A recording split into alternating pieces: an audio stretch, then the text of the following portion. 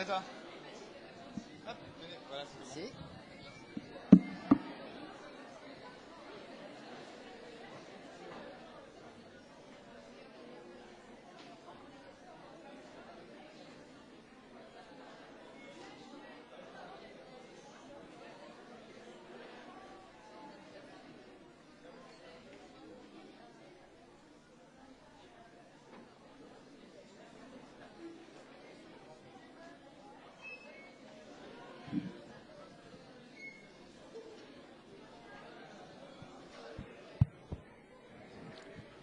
Bien, bon après-midi, bonne année.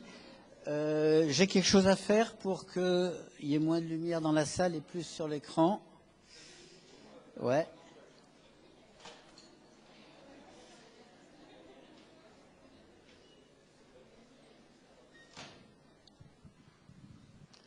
Est-ce que ça va comme ça? Qu'est-ce que j'ai d'autre à faire? Plus, moins.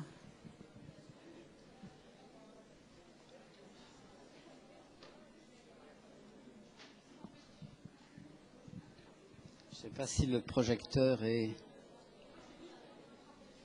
branché.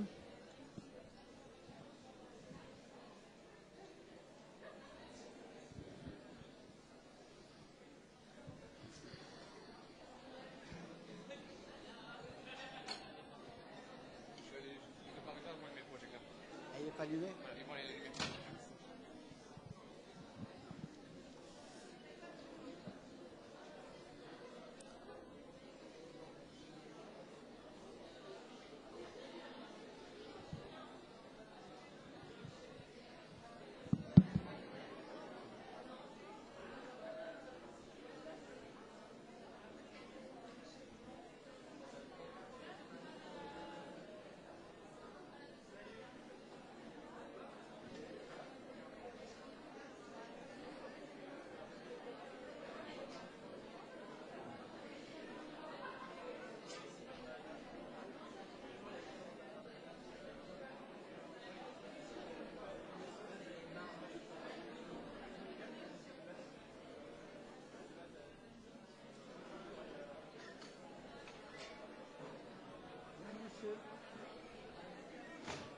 Bonne année, meilleurs vœux. Ah, vous avez votre chapeau?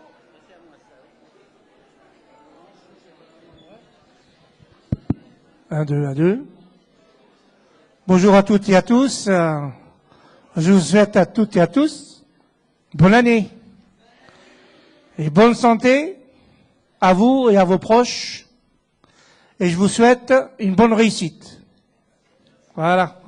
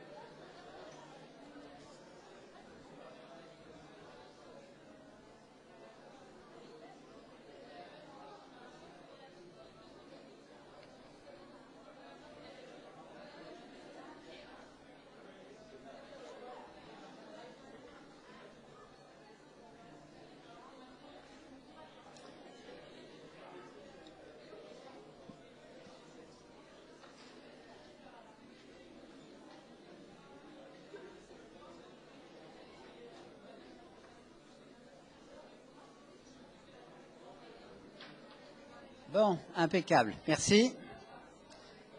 Au point de vue clarté, ça va? Répartition des lumières? Non. Non, c'est pas bon. Je reste comme ça? Ok, donc on attaque avec ce cours, donc on est bien dans l'EIA d'endocrinologie, et je suis supposé vous faire un des chapitres de l'anatomie qui va porter sur l'hypothalamus et l'hypophyse. Alors, c'est des structures dont vous avez entendu parler, c'est pas une première initiation à ces deux structures, et vous savez que c'est un peu les duettistes qui vont réguler la vie endocrinienne et le système nerveux végétatif. Et donc, on est au carrefour de ce qui va être l'endocrine et de ce qui va être le système nerveux végétatif. Et on va voir que les deux peuvent se superposer un peu et qu'on a plusieurs façons de réguler nos paramètres hormonaux, par exemple. On peut les réguler par voie hormonale, mais on peut également les réguler par voie neurologique. Donc on est au carrefour de la neurologie et de l'endocrinologie. Et on va se situer essentiellement, vous voyez ou pas? Je vais bien essayer de toucher. Ouais. Et on va se situer essentiellement dans une région du cerveau qui s'appelle le diencéphale. Alors diencéphale parce que c'est un nom embryologique, peu importe, mais c'est une région du cerveau qui est située, donc, qui est centrée par cette cavité. Donc vous avez reconnu une IRM ici, un peu agrandie. Enfin ici elle n'est pas agrandie, et ici on a un agrandissement sur cette région centrale. C'est une IRM, vous avez reconnu qu'elle est en coupe frontale ou coronale, avec le haut ici, le bas ici, et vous savez que par convention, le côté droit est ici et le côté gauche est là. Enfin, peu importe, là on va se placer dans cette région centrale ici, qu'on appelle le diencéphale, et qui est centrée par le troisième ventricule. Et le diencéphale, c'est toute cette région qui forme les parois du troisième ventricule. Donc l'hypothalamus est situé dans le diencéphale et l'hypophyse n'est pas exactement dans le diencéphale, elle est juste dessous, mais elle y est étroitement reliée. Alors on va passer d'une coupe frontale à une vue sagittale qui passe par la ligne médiane.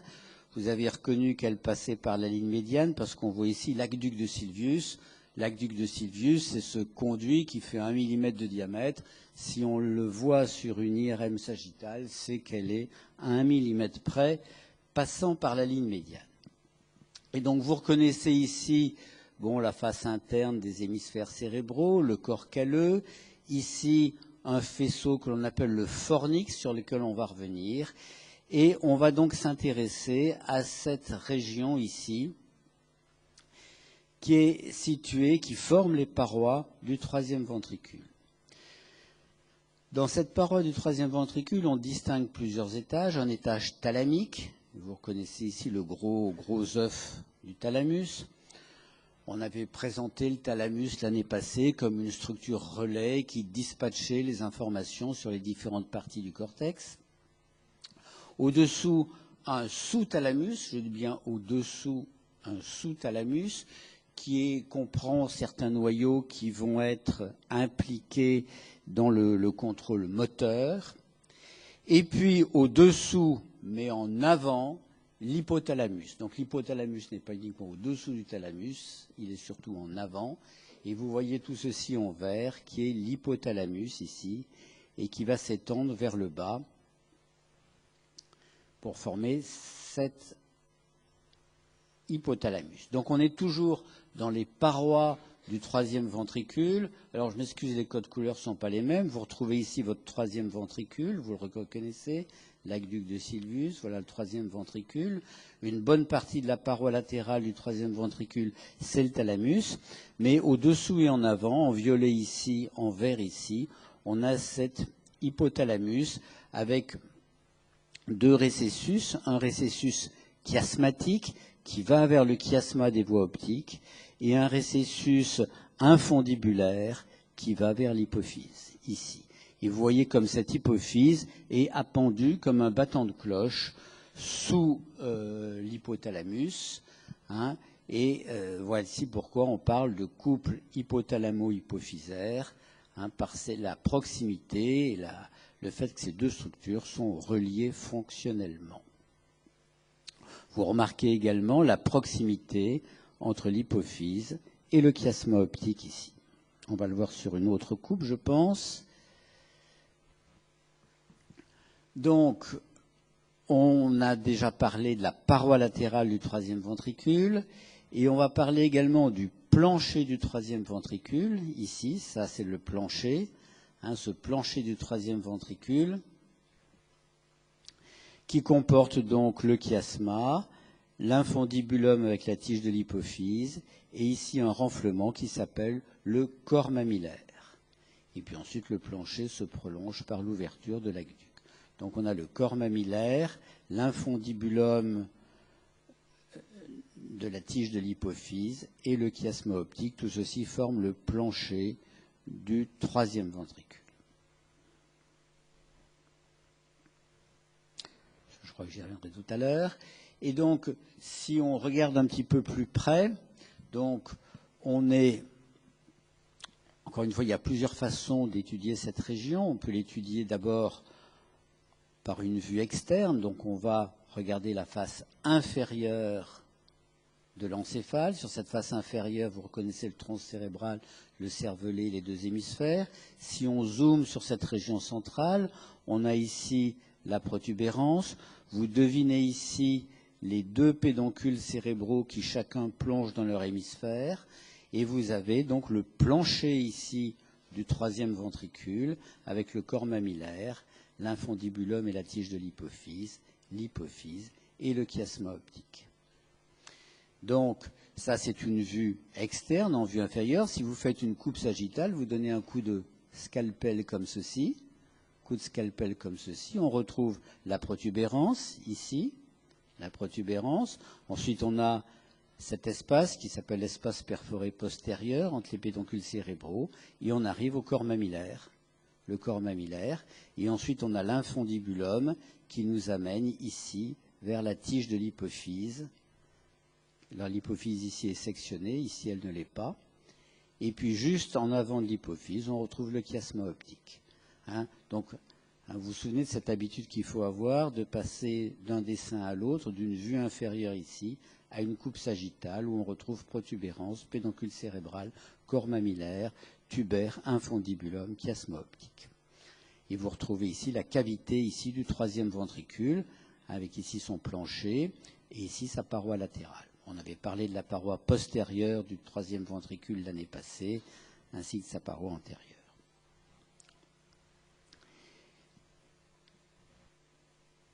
Et vous voyez ici ce corps mammillaire, ici, qui est un repère. Et quand on fait une coupe coronale, on peut demander à ce qu'elle passe par les corps mammillaires, qui sont un repère relativement important. Voilà pour un petit peu d'anatomie régionale. Maintenant, on va passer aux deux protagonistes, c'est-à-dire l'hypophyse et l'hypothalamus. Donc l'hypophyse, c'est une glande qui est dite neuroendocrine, qui est située au-dessous du diencéphale, dans la fosse cérébrale moyenne, si ça vous rappelle quelque chose. Et dans cette fosse cérébrale moyenne, l'hypophyse va avoir ce qu'on appelle une loge, on peut l'appeler fosse ou loge hypophysaire, qui est située essentiellement dans le sphénoïde, que vous reconnaissez ici. Donc vous reconnaissez l'os sphénoïde ici, vous connaissez le sphénoïde avec son sinus, et vous avez ici une loge ou selle turcique dans laquelle va venir se loger la glande hypophysaire. Et cette hypophyse n'est pas indépendante, elle est reliée par une tige de l'hypophyse à la partie basse du troisième ventricule, que l'on a vu il y a un instant, c'est-à-dire l'hypothalamus. Donc vous voyez le couple hypothalamo-hypophysaire, il est situé ici. Donc l'hypophyse va être le centre principal de régulation endocrinien, mais sous les ordres de l'hypothalamus, et l'hypothalamus va être le centre principal du système nerveux autonome ou végétatif. On va voir des exemples. Cette hypophyse, c'est un organe mixte. C'est un organe qui a deux origines embryologiques distinctes et qui va avoir deux modes de fonctionnement distincts. Le lobe antérieur, que l'on appelle anté ou adéno-hypophyse, adéno ça veut dire glande, hein, anté ou adéno-hypophyse, a une origine embryologique dite endodermique, pharyngienne, et elle va donc venir du bas, hein, elle va venir du tube digestif, hein, et voici l'origine du lobe antérieur de l'hypophyse. Et puis, le lobe postérieur, ou neurohypophyse, là on n'est plus dans de la glande, on est dans du tissu nerveux, va venir du haut, d'origine neuroectodermique, et vous voyez une espèce d'accolement dans cette selle turcique entre deux structures d'origine assez différentes, une endodermique, une ectodermique, et qui vont donc s'accoler pour former cette hypophyse que l'on va donc bien sûr étudier en deux composants différents. Voici l'hypophyse avec ce poids, 0,5 g, des dimensions. Vous voyez, il peut y avoir 1,5 mm dans 1 cm et demi dans cette direction, une couleur rougeâtre, une capsule. Couleur rougeâtre, une capsule. Et on voit d'emblée qu'il y a deux parties différentes par leur texture, un lobe antérieur ou antéhypophyse, un lobe postérieur. Si on regarde le lobe antérieur ou adénohypophyse ou antéhypophyse, c'est le plus volumineux. On lui décrit trois parties, une partie tubérale, une partie intermédiaire qui est à la jonction avec l'hypophyse postérieure, et puis surtout une partie distale, parce qu'elle est la plus éloignée de la tige, mais qui est la partie la plus volumineuse.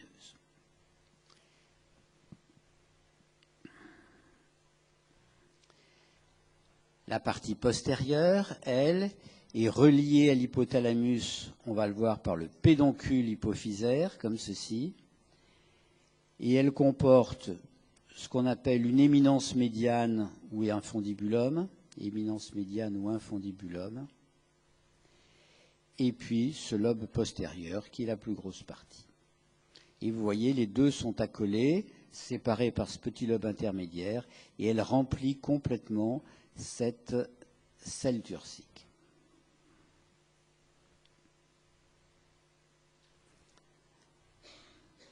Alors cette hypophyse, vue comme ça, elle peut rappeler de mauvais souvenirs. Elle peut rappeler de mauvais souvenirs parce que, à une époque, on ne savait pas sécréter l'hormone de croissance. Et on utilisait l'hormone de croissance humaine par extrait d'hypophyse. Donc chaque fois qu'il y avait une autopsie, l'hypophyse était prélevée et il y avait l'hormone de croissance était extraite de cette hypophyse. Ça doit être une histoire qui doit avoir une trentaine d'années, mais on entend encore parler.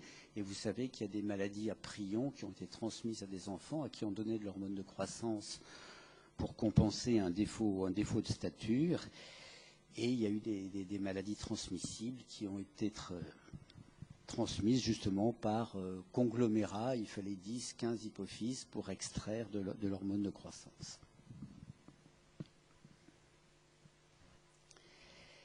Cette hypophyse, elle est vascularisée. Elle a une double vascularisation. Elle reçoit des artères par le bas, artères hypophysaires inférieures, qui viennent de l'artère carotide interne et qui vont aller essentiellement vers le lobe postérieur. Et elle a des artères hypophysaires supérieures, qui viennent des artères cérébrales soit antérieures, soit postérieures, et qui vont vasculariser essentiellement le lobe antérieur et la tige de l'hypophyse. On verra l'importance de cette vascularisation parce que cette hypophyse, elle va soit servir de réservoir, soit sécréter des hormones et il faut ensuite les acheminer. Donc ce système vasculaire est extrêmement important pour acheminer les différents produits qui vont être sécrétés ou stockés dans cette hypophyse, dans ces deux lobes de l'hypophyse. Et effectivement, on va y revenir, mais on peut le présenter dès à présent. Il va y avoir un système particulier de vascularisation dans l'hypophyse le long de cette tige de l'hypophyse. Le long de cette tige de l'hypophyse. Et on va voir qu'il y a des produits peptidiques qui vont être libérés dans cette région-là, mais qui ne doivent pas passer dans la circulation générale, parce qu'ils sont relâchés, ils sont libérés en quantité infinitésimale, et dans la circulation générale, ça serait perdu, ça serait peanuts.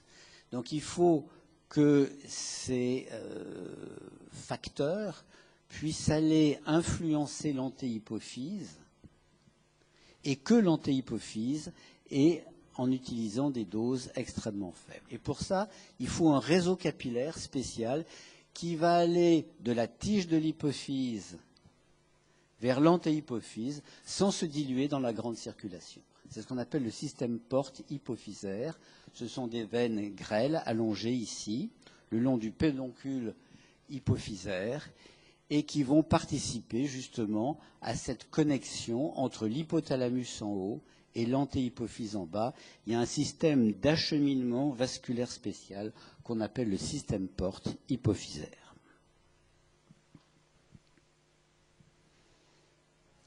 Alors cette hypophyse, elle est dans une loge, hein, c'est profond. Elle est donc dans cette selle turcique.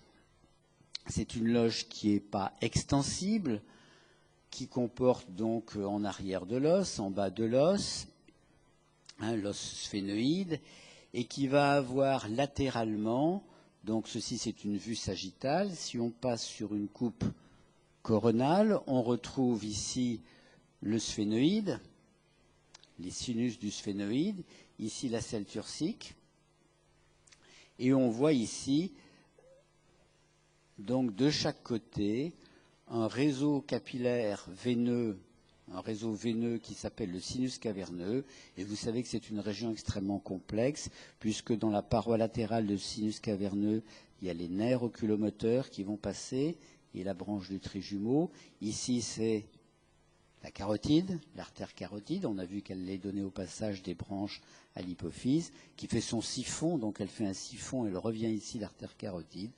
Et vous voyez ici, juste au-dessus, le chiasma optique, avec en fuite ici, le chiasma, enfin ce qui part du chiasma, c'est-à-dire les bandelettes optiques. Voilà cette région très importante du sinus caverneux et de la selle turcique dans laquelle se trouve la loge hypophysaire. Et vous voyez bien sûr, ici, il y a la durmère qui vient cloisonner tout en ménageant un orifice pour que la tige de l'hypophyse puisse regagner vers le haut l'hypothalamus.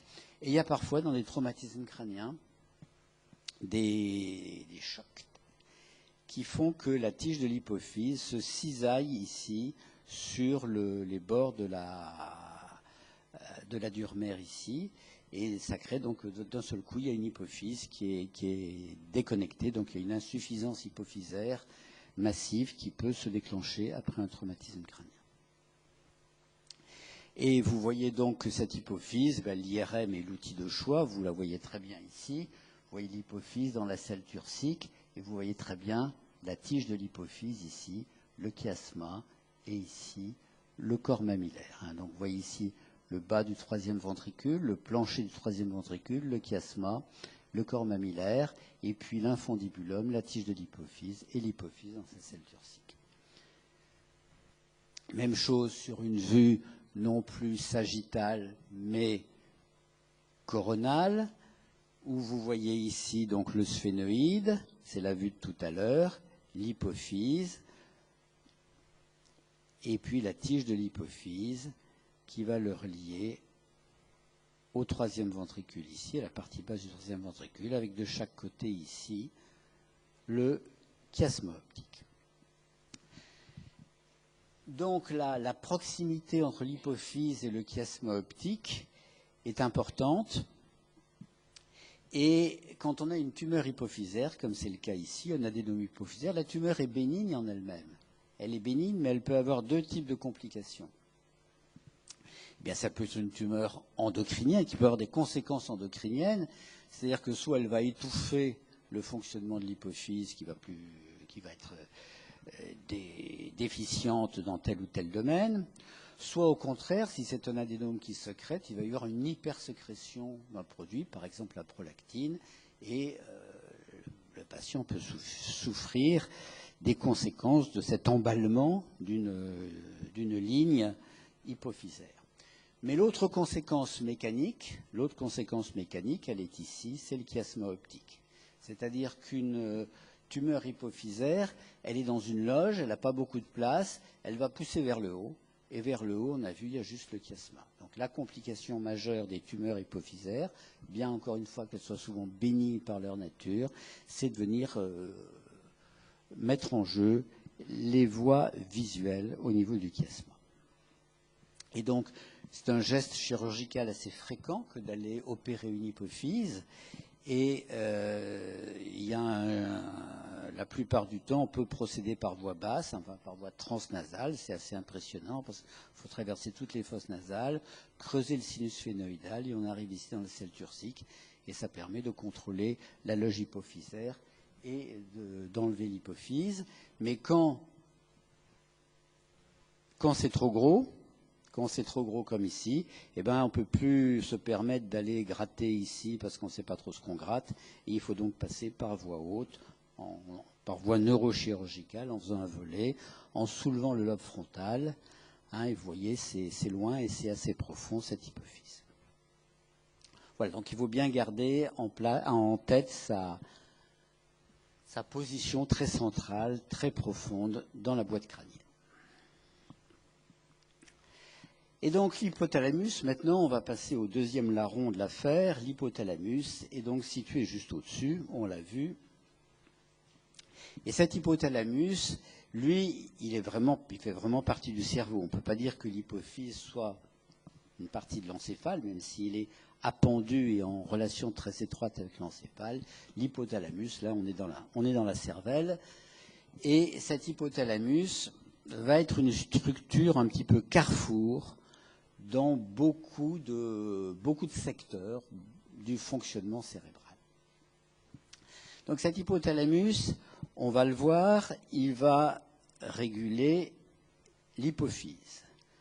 Et via sa régulation de l'hypophyse, eh bien, il va avoir la main sur toute la régulation endocrinienne, sur toutes les différentes lignées que gère l'hypophyse.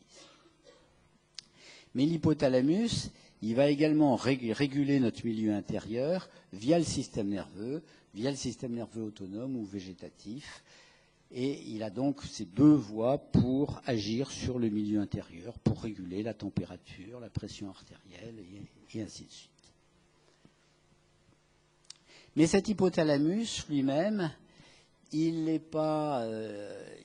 dans le cerveau et il va donc recevoir des informations du cerveau. Et il va recevoir des informations des régions les plus élaborées du cerveau, du néocortex. Il va en recevoir des régions un petit peu plus végétatives, un peu plus émotionnelles, le système limbique. Et donc, il va être un peu, que vous voyez, au carrefour entre le système nerveux végétatif et les régions plus hiérarchiquement plus élevées du cortex cérébral. Cet hypothalamus, c'est compliqué. C'est un tas de noyaux que l'on essaie de regrouper par des critères soit anatomiques, par des critères fonctionnels, par des critères neurochimiques. C'est pas facile de faire une description de l'hypothalamus qui soit simple. Et donc voici la description à peu près la plus fréquente que l'on rencontre. On est de nouveau ici sur une coupe frontale agrandie. Vous avez ici les corps mammillaires, ici, et voici donc ces parois du troisième ventricule, les parois de la partie antérieure du troisième ventricule. On est juste avant du thalamus. Vous voyez un tout petit bout de thalamus qui est coupé ici tangentiellement, donc on est bien en avant du thalamus, et ça c'est l'hypothalamus. Donc on décrit trois zones de la ligne médiane vers le latéral. On décrit une zone périventriculaire, comme son nom l'indique. Ensuite, on décrit un hypothalamus médial. Et on décrit ensuite un hypothalamus latéral. Donc on verra que les zones périventriculaires sont plus impliquées dans le contrôle de l'antéhypophyse, que l'hypothalamus médial est très impliqué dans la libération de vasopressine et d'ocytocine, et que l'hypothalamus latéral est une région un petit peu d'intégration. Voilà pour faire des présentations générales. La zone périventriculaire, c'est donc la zone la plus médiale. Elle comprend des cellules de petite taille. Alors on va faire de l'histologie à grands coups de serpe. Il y a des trucs à petites cellules et des trucs à grandes cellules. Donc là, on est dans des zones à petites cellules, donc petites cellules, d'où le terme de parvocellulaire. Et cette région périventriculaire va participer au contrôle, à la régulation de l'antéhypophyse. Et on a vu, on a déjà mis ça un petit peu en place, on a vu que cette régulation de l'antéhypophyse, elle ne se fait pas par voie nerveuse, elle se fait par des facteurs que l'on appelle des...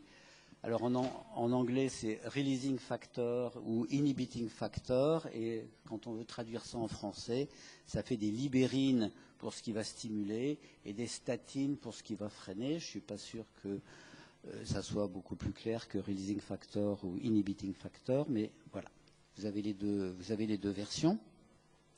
Et donc c'est une des zones qui va libérer ces facteurs dans le système porte pour que ces facteurs aillent mettre en jeu la partie antérieure de l'hypophyse.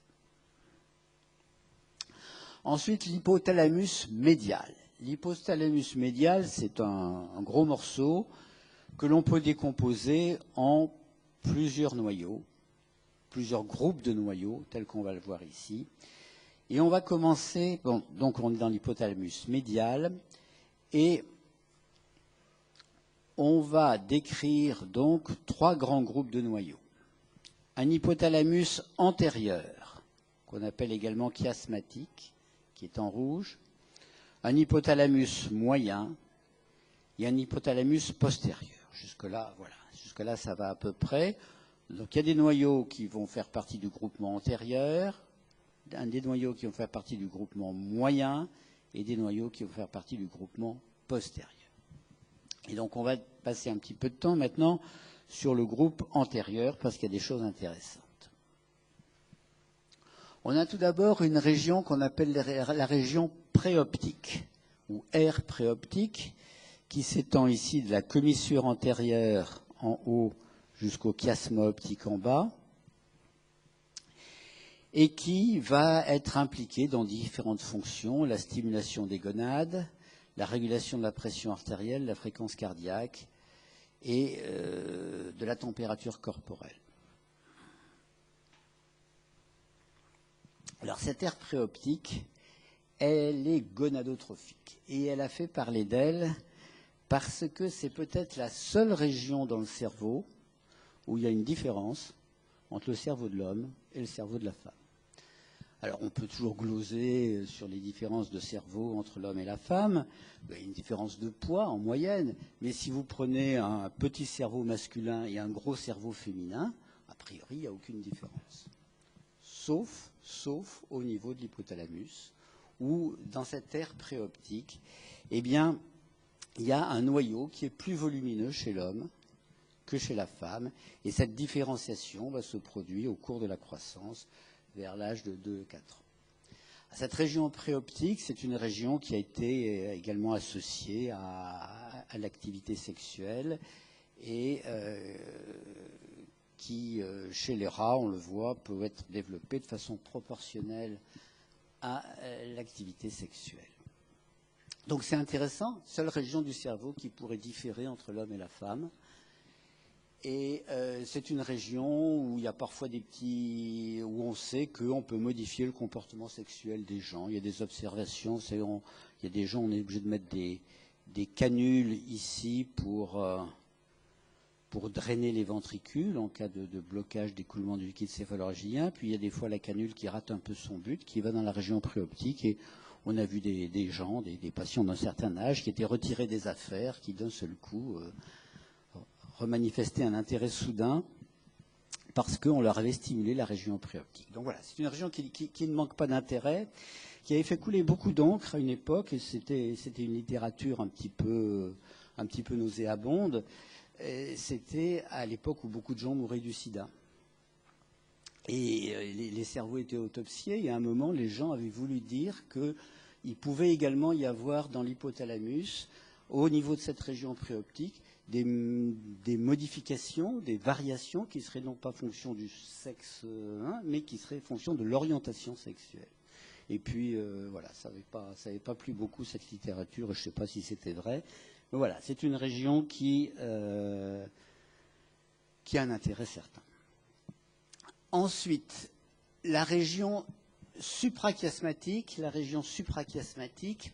qui est ici, c'est un tout petit noyau qui est situé au-dessus du chiasma optique et qui va, par proximité, recevoir des informations lumineuses via le chiasma, via les voies visuelles. Et vous savez que la lumière participe à la régulation endocrinienne, participe à la régulation du cortisol, participe au rythme veille-sommeil. Et donc on a un noyau qui va être impliqué dans les rythmes circadiens du fait de ces afférences rétiniennes et qui va apporter à l'hypothalamus cette influence de la lumière qui va ensuite être répercutée sur différentes fonctions.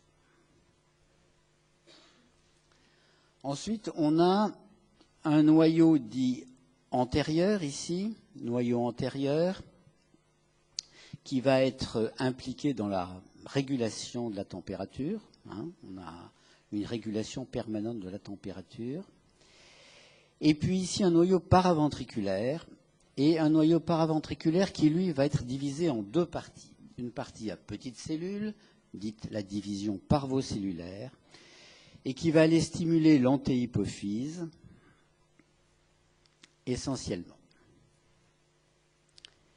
En revanche, ce noyau paraventriculaire a une partie magnocellulaire qu'il va partager avec un autre noyau ici, qui est le noyau supraoptique. Et là, on est dans des neurones, on a des neurones tout à fait différents. Et ces neurones magnocellulaires vont avoir un axone qui va descendre ici, dans la tige de l'hypophyse. Donc, la partie magnocellulaire du noyau paraventriculaire, le noyau supraoptique qui est magnocellulaire. Et vous voyez que les axones vont descendre jusqu'en bas, jusque dans la post-hypophyse. Et ils vont sécréter, ce sont des neurones qui vont sécréter des polypeptides, de la vasopressine ou de l'ocytocine, et qui va être stocké dans la post-hypophyse, et puis qui ensuite va être prise par la circulation, par la grande circulation, par les artères hypophysaires inférieures, le réseau capillaire, et ça emmène l'ocytocine et la vasopressine dans la circulation générale. Et vous savez que l'ADH, c'est au niveau du rein, que l'ocytocine, c'est au niveau de l'utérus. Donc ce sont bien réellement des produits qui sont libérés dans la circulation sanguine et qui vont les regagner leur cible dans le corps, donc à grande distance de l'axe hypothalamo-hypophysaire. Alors ce sont des neurones, et vous voyez, on est un petit peu à la limite, à la transition entre, vous savez, on vous dit un neurone, c'est un neurotransmetteur. On vous dit une glande endocrine, ça sécrète une hormone. Le neurotransmetteur, il est ciblé sur la fente synaptique pour aller stimuler les récepteurs qui sont à quelques angstroms de l'autre côté de la fente synaptique. Donc c'est extrêmement précis et fin comme transmission, alors que l'hormone, elle va circuler dans le sang et gagner l'ensemble du corps. Mais entre ces deux, on a tous les intermédiaires. On a tous les intermédiaires, on a des tas de polypeptides qui sont des choses dont on ne sait pas dire si c'est finalement un neurotransmetteur, un neuromodulateur, une neurohormone. Et on en a l'exemple ici, puisqu'on a des cellules nerveuses qui vont sécréter des peptides, et ces peptides sont pris par la grande circulation pour jouer le rôle d'hormone.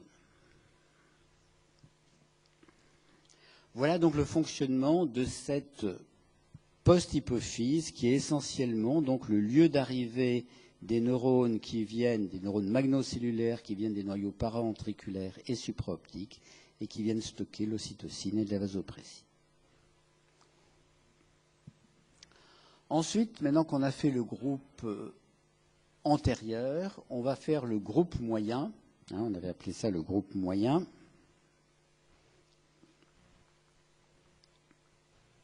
Voilà, le groupe moyen qu'on appelle également les noyaux du tubaire. Voilà. Alors, ces noyaux du tubaire, ils comportent ici un noyau qu'on appelle le noyau arché, qui est un noyau à petites cellules et qui va également être l'endroit comme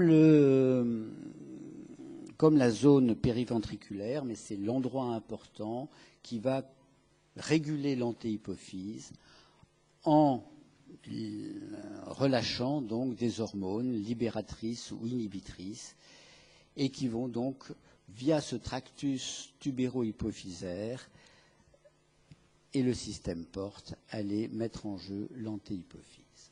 Donc noyau arché du tubaire, et je vous représente ce système qu'on avait déjà vu.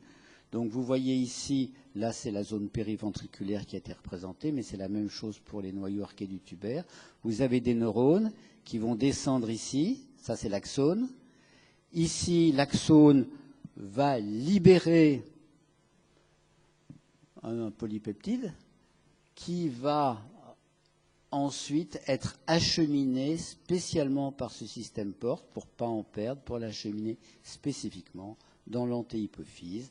Et les substances, donc qu'il s'agisse de libérine ou de statine, ces peptides, vont donc mettre en jeu en accélérant ou en freinant le fonctionnement de l'antéhypophyse. Et donc voici des choses que vous connaissez, donc les différentes lignes hypophysaires avec l'axe GH, l'axe de croissance, avec donc un peptide qui va le libérer, un peptide qui va le freiner. Vous avez l'axe LH-FSH avec des produits qui vont effectivement libérer la sécrétion, ou faciliter la sécrétion.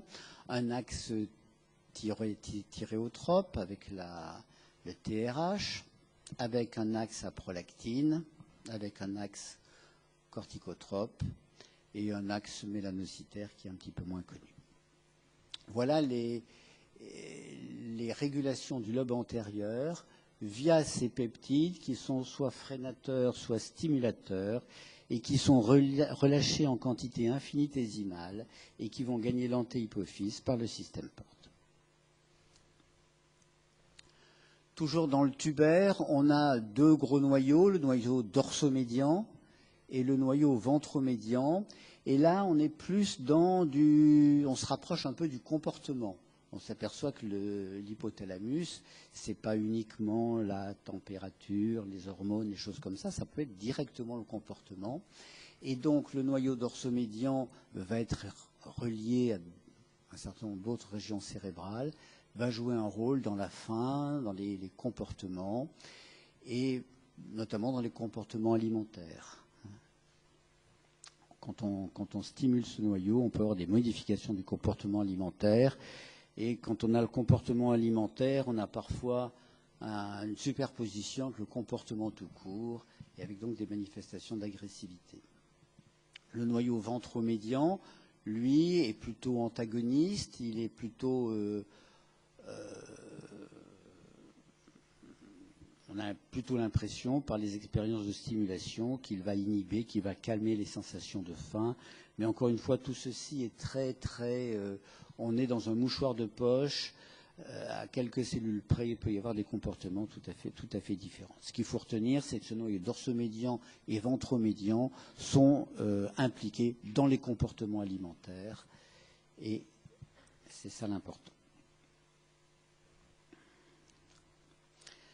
Ensuite, on passe à la partie la plus postérieure, donc l'hypothalamus, on est dans l'hypothalamus médian toujours, mais la partie postérieure de l'hypothalamus médian, qui est marquée par le corps mammillaire. Alors le corps mammillaire, on l'associe à l'hypothalamus, mais il est différent. Il n'est pas directement impliqué dans le contrôle végétatif, il n'est pas directement impliqué. Il est un noyau relais extrêmement important sur un circuit que l'on va remettre en place. Donc ce corps mammillaire qui est situé ici est un relais important. Je ne sais pas si j'ai un autre schéma. On va peut-être le revoir plus tard. On va néanmoins le faire ici. Ce corps mammillaire est un des relais importants, ici, d'un circuit. Alors, il est où le corps mammillaire, là? Paf, paf, il est... Je ne le vois pas ici. Incus. Donc, il est là, voilà. En blanc ici. Pardon, je confondais le bleu et le blanc. Voilà, il est là, le corps mammillaire. Vous voyez, à la pointe de ma flèche. Donc, c'est une toute petite structure. C'est un tout petit noyau, hein, à la pointe de la flèche ici. Vous le voyez toujours, non? Ici. Il est là sur l'agrandissement et il est ici à la pointe de la flèche. Et ce petit noyau de rien du tout va être un relais important sur un circuit qu'on appelle le circuit de Papez, qui est un circuit qui va justement associer le cortex cérébral et l'hypothalamus en fonctionnant de la façon suivante. Vous allez le voir, je le construis rapidement, puis vous allez voir, avec ce qu'on va faire par la suite, il va se construire petit à petit. Ce corps mammillaire, il reçoit des informations qui viennent de l'hippocampe. Par le faisceau du fornix, il reçoit des informations qui viennent de l'hippocampe. Ces informations, il va les relayer, il va les projeter sur le thalamus. Ici, il va les projeter sur le thalamus, sur le noyau antérieur du thalamus. Le noyau antérieur du thalamus, il va faire le job de tous les noyaux du thalamus, c'est-à-dire qu'ensuite il va adresser au cortex, mais pas n'importe où sur le cortex, il va adresser ici sur une région qu'on appelle le gyrus singulaire antérieur. Et le gyrus singulaire antérieur va ramener l'information vers le lobe temporal, qui ensuite va la faire réentrer dans l'hippocampe. On va y revenir sur ce circuit. Donc on appelle circuit hippocampo, mammillo, thalamique et singulaire, ou circuit de Papez. Et ce corps mammillaire, dont on ne savait pas grand-chose, il y a encore une centaine ou 150 ans, on s'est aperçu que les grands alcooliques, ceux qui faisaient des encéphalopathies éthyliques, et puis qui ensuite, au décours de leur encéphalopathie éthylique, avaient des troubles de la mémoire, on appelait ça un syndrome de Korsakoff. C'est Korsakoff qui a dû décrire ça en premier, un syndrome d'oubli à mesure, avec des gens dont les fonctions cognitives sont préservées, sauf la mémoire antérograde. Ils peuvent se souvenir de choses anciennes, ils sont incapables d'apprendre quoi que ce soit. Ils vous disent bonjour 5 fois de suite dans la journée parce qu'ils ont oublié qu'ils vous ont dit bonjour avant. C'est des gens charmants, mais qui sont incapables donc d'emmagasiner quoi que ce soit. Parfois qui affabulent un peu pour compenser un petit peu. Et on s'est aperçu que ces gens-là, à l'époque de la neuropathologie, avaient fusillé leur corps mammillaire, qu'ils avaient des lésions hémorragiques bilatérales des corps mammillaires. Et donc l'intérêt des corps mammillaires est venu, et c'est ce qui a attiré l'attention sur le circuit de Papez, sur ce circuit qui s'inscrit à la face médiale de l'hémisphère et qui sous-tend indiscutablement les processus de mémoire. Je vais vous donner un autre exemple tout à l'heure. Donc voici ce corps mammillaire à la partie postérieure donc, de l'hypothalamus médian.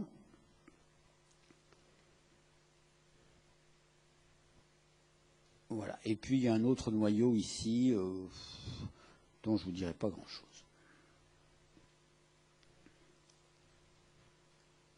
Voici, noyau hypothalamique postérieur ici, qui semble jouer un rôle dans la régulation de la pression artérielle et dans la thermorégulation. L'hypothalamus latéral, vous vous souvenez, on était parti du périventriculaire, ensuite on vient de faire l'hypothalamus médian, avec ses trois parties, antérieure, tubaire et postérieure. Eh bien, l'hypothalamus latéral est moins individualisé. Les noyaux sont moins bien décrits. Il y a beaucoup de fibres qui le traversent, donc qui le déstructurent un petit peu. C'est un noyau d'intégration, donc c'est important parce que c'est là que l'hypothalamus va recevoir des informations d'autres parties du cerveau. Et on sait qu'il va jouer un rôle également dans les problèmes de faim et de soif, dans les comportements alimentaires également. Donc, pour résumer la première partie, c'est-à-dire la notion de couple fonctionnel entre l'hypothalamus et l'hypophyse.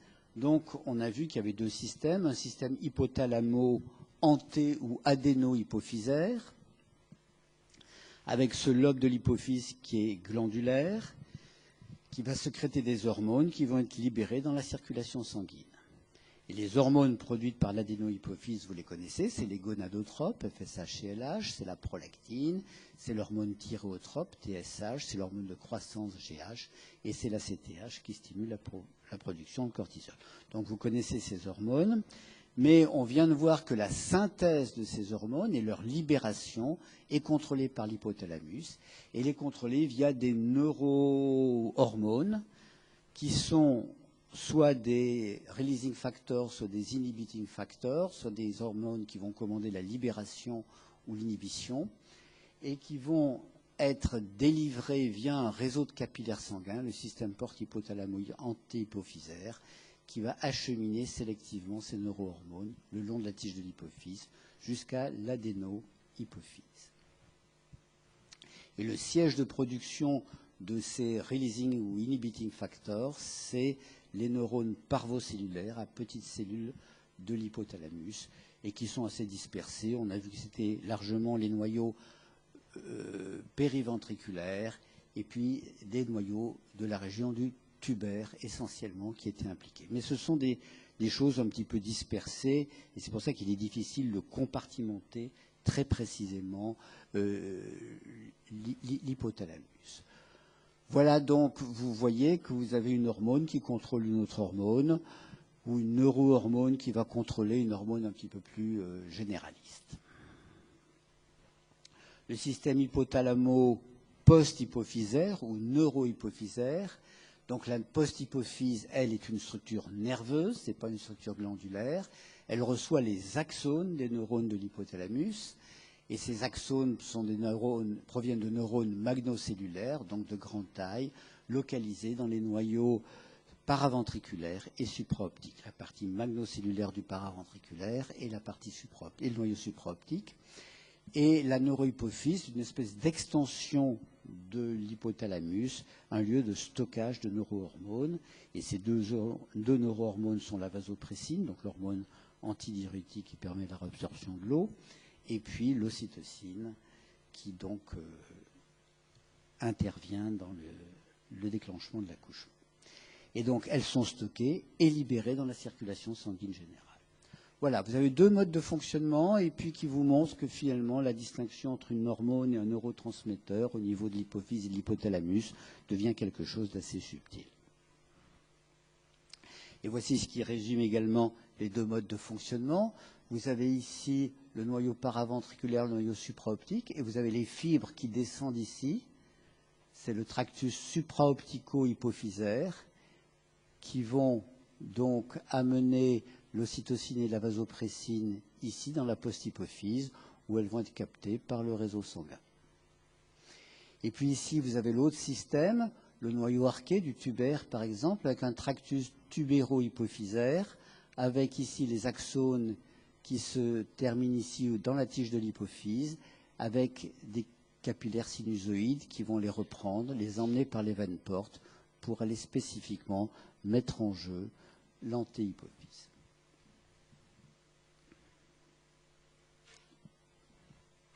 Alors c'est une région qui est extrêmement câblée, hein, ça c'est pas du Wi-Fi, tout ça c'est câblé. Il y a énormément de faisceaux. Et parmi ces faisceaux, on va donc en décrire un certain nombre. On va décrire le fornix. Le fornix, donc, je vous l'ai déjà un petit peu présenté. Ce fornix, si on le regarde vu du dessus, il a cette forme, vous voyez, un espèce de cintre comme ceci. Il a cette forme, donc un de chaque côté. Et on voit que ce fornix part ici d'une structure qui est l'hippocampe, ici, que les fibres. Donc les efférences de l'hippocampe vont partir, vont constituer ce qu'on appelle le pilier postérieur du fornix, qui se rapproche de la ligne médiane, qui va s'accoler en canon de fusil avec celui de l'autre côté, qui vont vers la région de la commissure antérieure, au-dessus de l'hypothalamus, et là les deux faisceaux vont se séparer pour se recourber et venir rejoindre ici le corps mammillaire. Vous le voyez ici, la projection de ce fornix ici, sur ce dessin. Alors là, ce n'est pas dans le même plan, il y a l'hippocampe, les fibres de l'hippocampe qui forment le pilier postérieur du fornix. Là, on est sur la ligne médiane, on retrouve les deux fornix, on est ici. On retrouve les deux fornix ici. Et puis là, ils vont se séparer au niveau de la commissure blanche antérieure. Et vous voyez que ce fornix va donner un contingent précommissural en avant de la commissure blanche antérieure pour la région du septum, un composante pour le thalamus, mais surtout le maximum de fibres pour le corps mammillaire.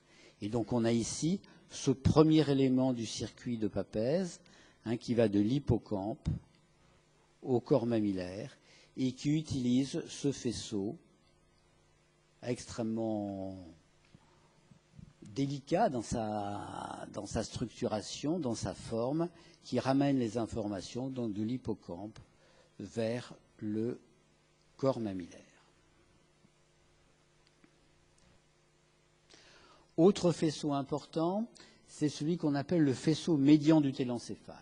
Et l'hypothalamus latéral que je vous ai montré, en fait, il est traversé par cette autoroute ici, cette autoroute qui est le faisceau médian du télencéphale et qui va de la région du septum ici, il passe le long de l'hypothalamus et il va vers le tronc cérébral. C'est un faisceau bidirectionnel qui relie le tronc cérébral à l'hypothalamus essentiellement.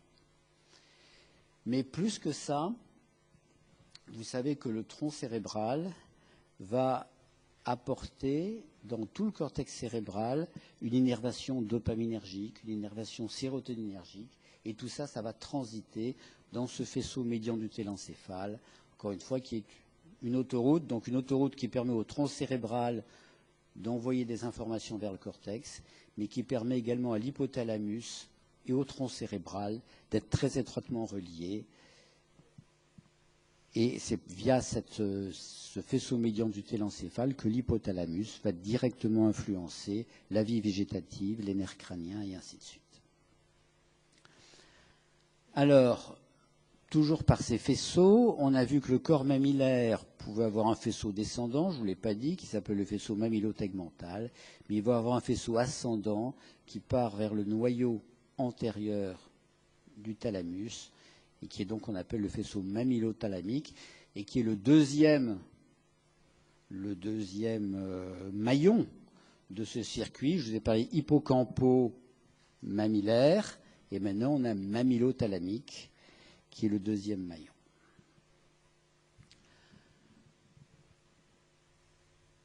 Une remarque, c'est que l'hypothalamus est finalement une des rares régions qui, dans le cerveau, est un peu offshore. C'est-à-dire que vous savez, le cerveau est protégé par des barrières. La barrière sans cerveau, vous avez déjà vu ça en histologie à plusieurs reprises, en pharmacologie. La barrière sans cerveau, c'est ce qui nous gêne quand on veut faire en sorte qu'un médicament puisse accéder à tel ou tel endroit du cerveau. Donc, La première chose, quand on a une idée pharmacologique, quand on a une molécule, c'est est-ce qu'elle va passer la barrière sans cerveau? Il y a quand même quelques régions qui sont offshore et qui ont accès directement à tout le contenu du sang. Il y a l'area postrema ici, il y a l'hypothalamus ici, hein, qui fait partie de ces régions qui peuvent accéder directement à la composition du sang et ce qui peut donc permettre de jouer ce rôle de régulateur. Voici la barrière hémato-encéphalique, c'est quelque chose que vous connaissez, hein, où chaque capillaire est entouré par une barrière formée par les pieds des astrocytes, hein, vous voyez, qui viennent entourer le capillaire, et ce qui fait que dès qu'une molécule est un petit peu grosse, eh bien, elle ne passe pas, ou alors il faut un passeur spécialisé, un transporteur, pour la faire passer d'un côté à l'autre de la membrane.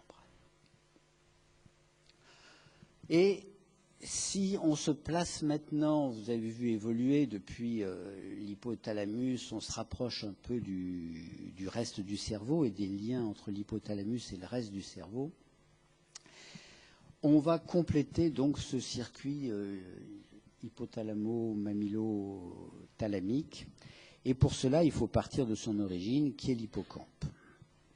Donc cet hippocampe, je vous l'avais déjà présenté l'année passée, c'est un enroulement du cortex ici.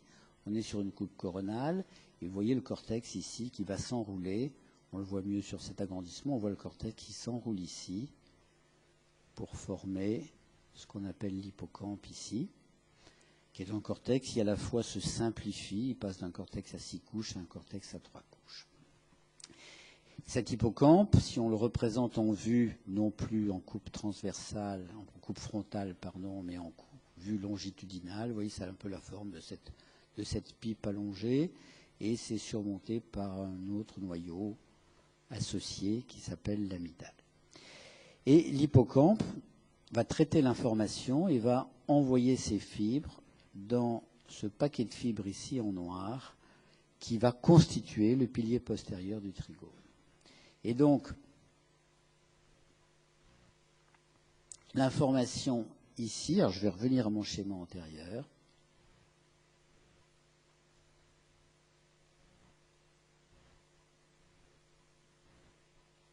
Voilà. Donc l'information ici part de l'hippocampe, ici, va au corps mammillaire. Le corps mammillaire le projette sur le noyau antérieur du thalamus. Le noyau antérieur du thalamus sur ce qu'on appelle le gyrus singulaire. Et le gyrus singulaire ramène l'information ici au niveau du lobe temporal, puis au niveau de l'hippocampe. Et ce circuit, donc, on savait qu'il était impliqué dans la mémoire, puisque les lésions bilatérales des corps mammillaires entraînaient ce grand syndrome amnésique chez les alcooliques. Mais c'est étonnant comme les choses importantes dans le cerveau mettent du temps à être un peu découvertes. C'est dans les années 1950 seulement que des chirurgiens qui faisaient de la chirurgie de l'épilepsie ont opéré un patient qui est devenu un patient célèbre, qui s'appelle HM, du nom de ses initiales, qui est mort tout récemment d'ailleurs. Et ce HM avait une épilepsie du lobe temporal, mais les gens pensaient que c'était bilatéral, et pour bien faire, pour le guérir de ses crises d'épilepsie, ils ont fait une intervention bilatérale sur les lobes temporaux, ce qu'on ne fait plus du tout maintenant, bien sûr, et pour cause. Et ils l'ont guéri de l'épilepsie, bon, mais le patient est devenu amnésique, est devenu corsacovien, du jour au lendemain, il s'est réveillé, il ne se souvenait plus de rien, il était incapable d'apprendre quoi que ce soit, avec pourtant une intelligence par ailleurs normale, capable de jouer aux dames ou au bridge si on lui rappelle les règles en permanence, et ainsi de suite.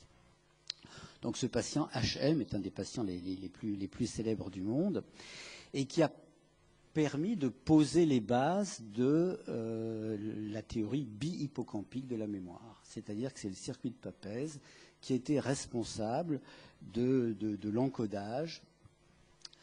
Et ce circuit donc est situé ici. C'est ce circuit qu'on vient de voir à la face interne de l'hémisphère. Donc les lésions bilatérales dans le cadre de l'alcoolisme, c'est le corps mammillaire, mais les lésions bilatérales dans le cadre de la maladie d'Alzheimer, c'est l'hippocampe et c'est le cortex temporal qui entoure l'hippocampe. Donc on a deux exemples ici, l'encéphalopathie éthylique et la maladie d'Alzheimer, où des lésions bilatérales de ce circuit hippocampo-mamillo-thalamique vont créer des troubles de la mémoire avec ce qu'on appelle un oubli à mesure ou une amnésie antérograde.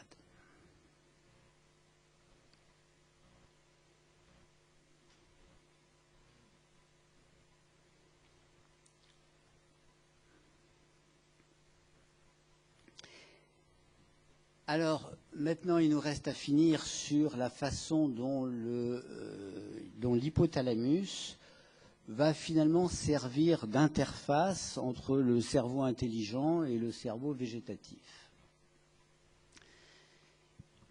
Eh bien, on va partir d'où? C'est un exemple que j'avais déjà dû vous donner l'année passée. On va partir de la température dans la pièce. Supposez qu'il se mette à faire très très froid dans la pièce, eh bien, notre hypothalamus va détecter le refroidissement de l'organisme, va envoyer un signal d'alerte. Et puis cet hypothalamus, il a trois façons de réagir. Il a une façon rapide, c'est-à-dire qu'il va, via le faisceau médian du télencéphale, il va aller stimuler le tronc cérébral pour que les noyaux du tronc cérébral entraînent une vasoconstriction. Et donc, il va y avoir une vasoconstriction généralisée pour éviter la déperdition de chaleur. Ça, c'est la réaction rapide. Ça prend une fraction de seconde. Et puis, cet hypothalamus, il va également aller déclencher l'axe thyréotrope pour lui dire fait froid, il faut monter un petit peu la sécrétion de thyroïde. Ça, c'est une réaction semi-rapide ou semi-lente qui va prendre quelques heures. Et puis cet hypothalamus, et c'est ça son rôle un petit peu de carrefour, c'est-à-dire qu'il va également stimuler le cortex cérébral en disant il fait froid, et la stimulation du cortex cérébral va permettre de réguler les choses d'une manière un peu plus intelligente en mettant un pullover ou en allant régler le thermostat. Donc vous voyez comme cet hypothalamus est au carrefour de trois types de réactions face à une modification d'un paramètre extérieur.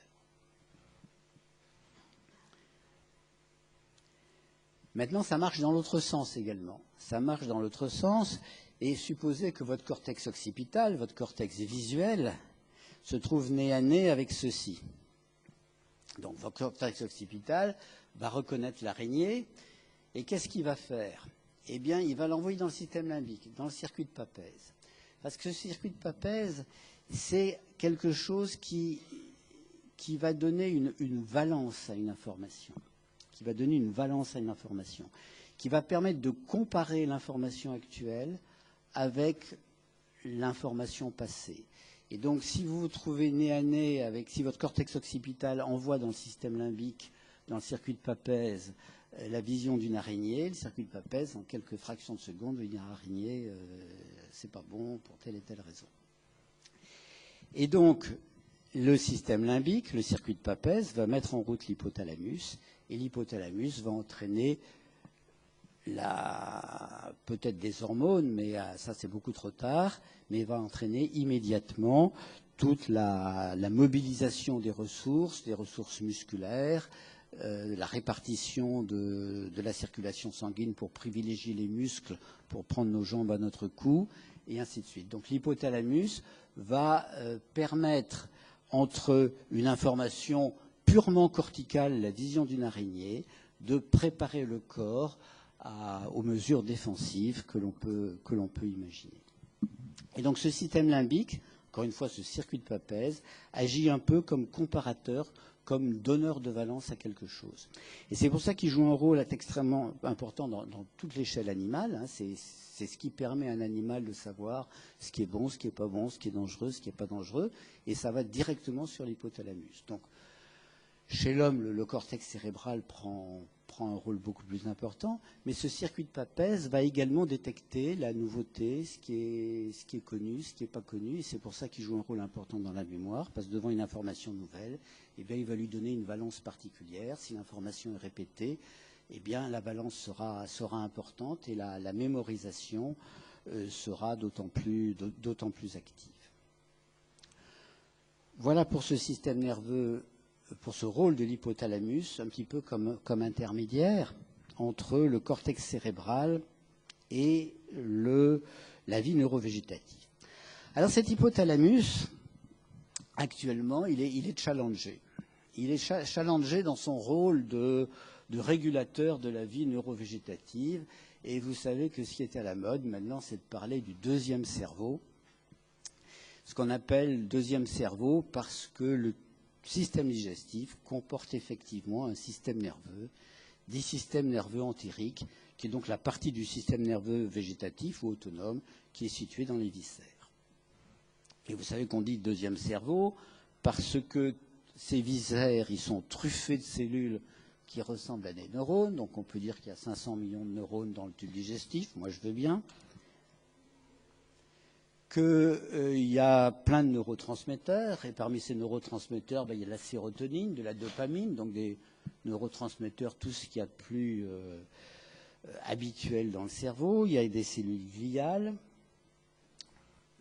50% de toute la dopamine est produite par le tube digestif. Vous savez que la dopamine, c'est ce qui manque dans la maladie de Parkinson et qu'on va bientôt essayer de faire un diagnostic de la maladie de Parkinson en faisant une biopsie digestive parce que la diminution de la dopamine pourrait être plus précoce au niveau du tube digestif. Donc il y a des arguments. La sérotonine, c'est l'hormone de la dépression. Les antidépresseurs, ce sont des médicaments qui visent à augmenter le taux de sérotonine pour la plupart d'entre eux. Donc, vous voyez, 95% de toute notre sérotonine est dans le tube digestif. Alors, ça laisse un petit peu pantois tout ça. Et puis, vous savez également, toujours pour suivre ce qui est à la mode, c'est que finalement, le deuxième cerveau, lui, est sous la dépendance du microbiome. Hein, donc, c'est encore un concept à la mode qui est l'ensemble des bactéries qui vivent qui colonisent notre tube digestif et qui auraient une influence sur notre système nerveux entérique et via notre système nerveux entérique sur notre cerveau. Donc tout ça, c'est des concepts intéressants à la mode. On peut trouver des biomarqueurs pour des maladies. Il y a des choses extrêmement intéressantes. Bon, enfin, de là à l'appeler deuxième cerveau, de là à dire que c'est votre tube digestif qui régule toute notre vie végétative, il y a quand même un monde. Et les mots à la mode, vous savez, donc il y avait le génome, l'ensemble des gènes. Puis on s'est dit le génome, bon, c'est ce qui devrait être fait. C'est ce qui théoriquement devrait être fait. Mais le cerveau ou le corps humain ne fait pas toujours comme c'est dans le génome. Hein. Donc les gens se disent, le mot à la mode ensuite est devenu le métabolome, c'est-à-dire qu'on voit ce qui rentre, on voit ce qui sort et on fait la différence et c'est ce qui s'est réellement produit, ce qui n'est pas toujours ce que le génome voulait faire. Alors maintenant le mot à la mode qui permet de réconcilier un peu tout le monde, c'est le connectome. C'est finalement de se dire que ce qui compte, c'est le nombre de connexions qui font, qui se défont, et que c'est finalement ça qui peut réconcilier tout le monde. Les gens qui ne veulent pas croire au deuxième cerveau parce que finalement il y a peut-être des neurones mais ils ne sont pas très connectés.